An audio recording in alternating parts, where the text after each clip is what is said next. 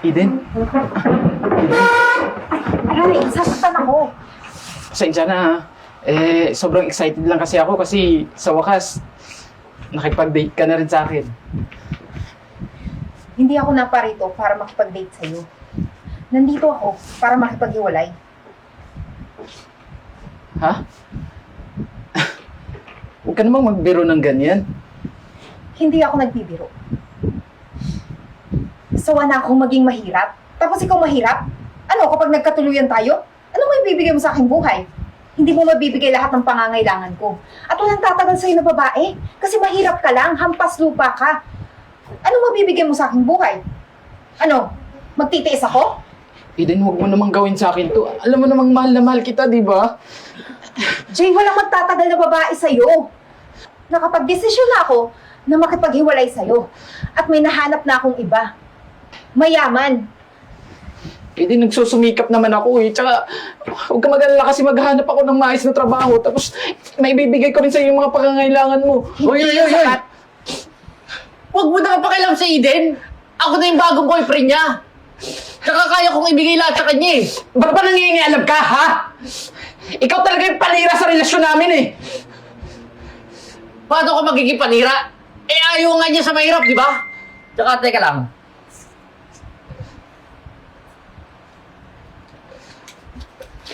Pasensya ka na ha.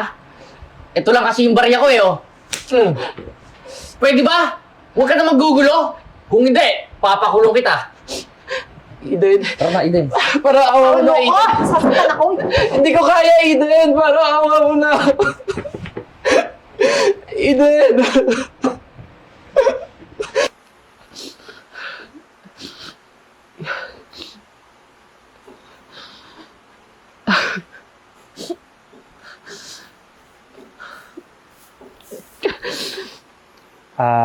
Sir, walang galang na po Alam ko, wala ako sa lugar. Para pang himasukan yung problema mo. Nakita ko kasi kung gaano mo kamahal yung tao Sir, alam mo kasi, pag mahirap ka, dali ka lang itapon. Alam mo, sir, para balikan ka ng taong mahal mo. Magsumikap ka. Magpayaman ka. Huwag kang mag-alala. Tutulungan kita. Tutulungan kita maging mayaman.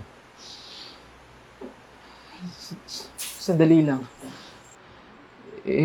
Hindi mo naman ako kilala. Tsaka, hindi naman kita ka-ano-ano.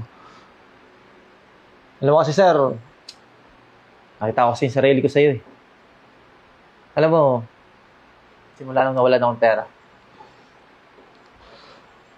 iniwan ako ng asawa ko. Tsaka pamilya ko. Kaya, tumayo ako sa sarili kong pa. Nagpayaman. Hanggang ngayon, multimillionaire na ako. Actually, sarado na kami. Tinanong mo ako kung pwede pa kasi may inaantay kang tao. Kaya, pinagbusan kita. Ako talaga may-ari dito. Hindi mo ako waiter Ganun ba? Sir, alam mo, maraming yumayaman sa online. Tutulungan kita. Ipakita mo kung ano yung halaga mo. Sigurado ako, babalikan ka nun. Sir, maraming salamat po Mga ba, huwag mo nang pasalamat. Hindi mo pa natutunan. Isa pa, may lakad ka ba ngayon? Wala po sir, kasi pumunta lang naman ako dito para makipag-date sana sa girlfriend ko. Willing ka ba na matutunan yung sinasabi ko? Opo, Tayo mo ako dyan. Tutunin ko lang yung laptop ko sige po.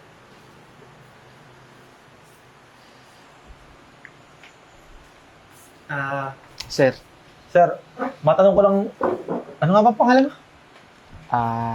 Jay po sir. Jay. Okay, Jay. Jay, familiar ka ba sa online trading? Sir, pasensya na po pero medyo hindi ko po alam kung ano po yan Pero sir, wag po kayong mag-alala kasi handa naman po ako matuto. Huwag kang mag-alala, Jay. Alam mo, tutulungan naman kita eh. At isa pa, di mo na kailangan puhunan dito. Ang kailangan mo lang, diskarte. Tsaka sipag. Eto, tingnan mo to. Kung magkano kinikita ako dito.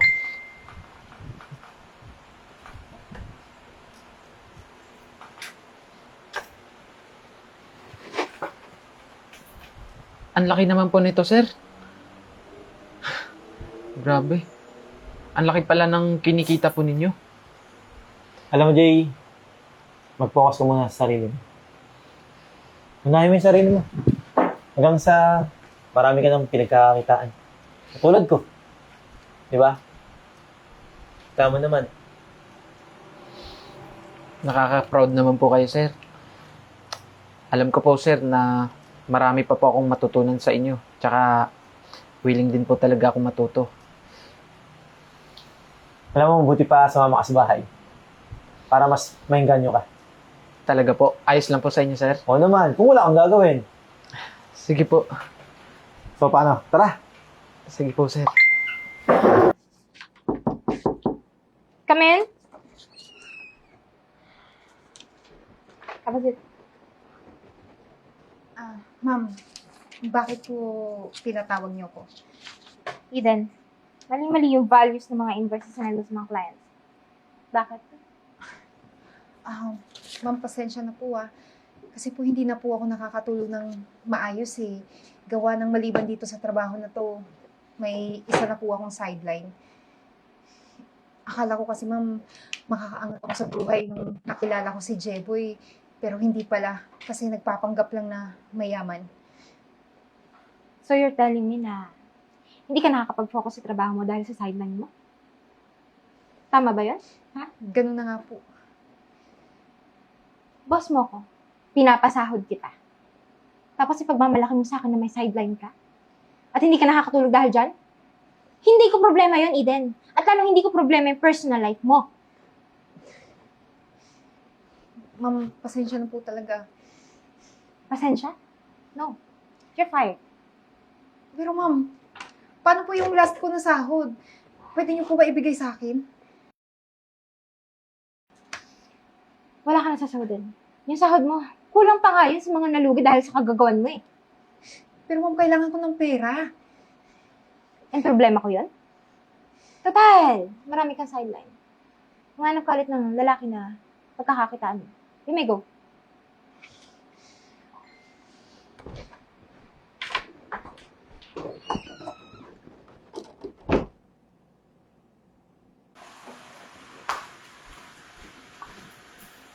Ano to, Jeboy? Cellphone na naman, ha? Wala ka nang nagawa buong araw. Dahil dyan sa cellphone. Bakit hindi ka magtrabaho? Kung hindi sa cellphone, nandun ka sa parkada mo, nakatambay, naninigarilyo, nag-iinom. Ano bang silbi mo dito, ha? Pagod na ako. Eh, ano ba pakialam mo? Obligasyon mo ako dito, di ba? Kasi lipin na tayo. So, inasa mo na lahat sa akin? Matapos mo akong paniwalain na mayaman ka, eh baon ka lang pala sa utang, ha? Karma mo na yan dahil sa ginawa mo sa ex mo. Kaya kung pwede ba, umalis ka na dito sa bahay ko. Alam mo, napaka-selfish mo eh. Dapat ka tumutulong ka dito. Kasi lahat na ng gastusin, ako yung naggagastos, ako yung nagbabayad. Wala akong pakialam! Pwede ba lahat ng gamit mo kunin mo na at umalis ka na? Pero Jeboy, wag mo akong paalisin dito. Wala akong ibang matatakbuhan. Alam mo naman, di ba? Wala akong ibang pamilya dito. Ikaw lang. Di ko na problema yon, Eden! Umalis ka na!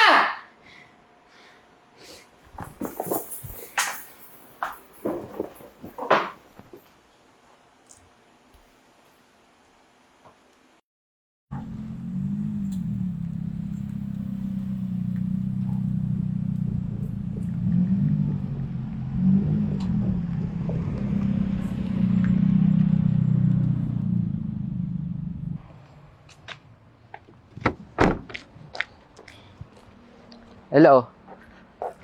Oo, andito na ako. Andito na mismo ako sa lugar na kung saan ko nabili yung lupa.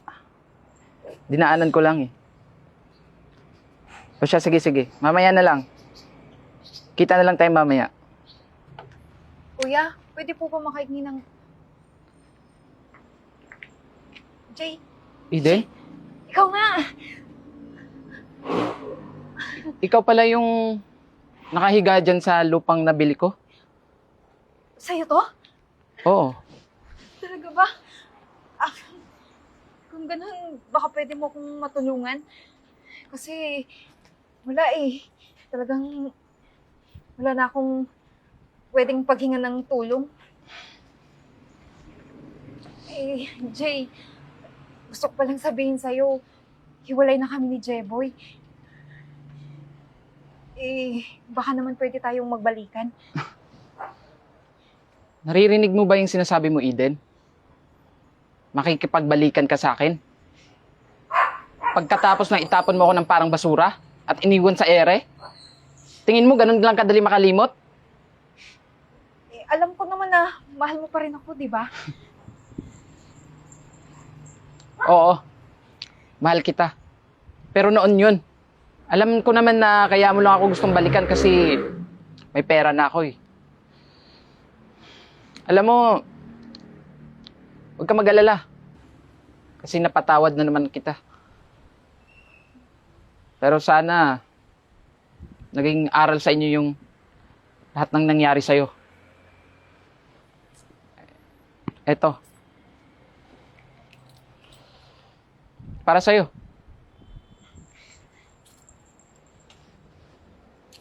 Bente lang. Yan lang kasi yung halaga mo. So, paano? Alis na ako kasi may meeting pa kasi akong pupuntahan eh. Dinaanan ko lang tong nabili kong lupa.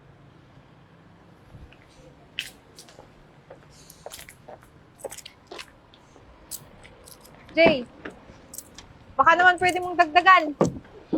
Jay! Jay! Huy!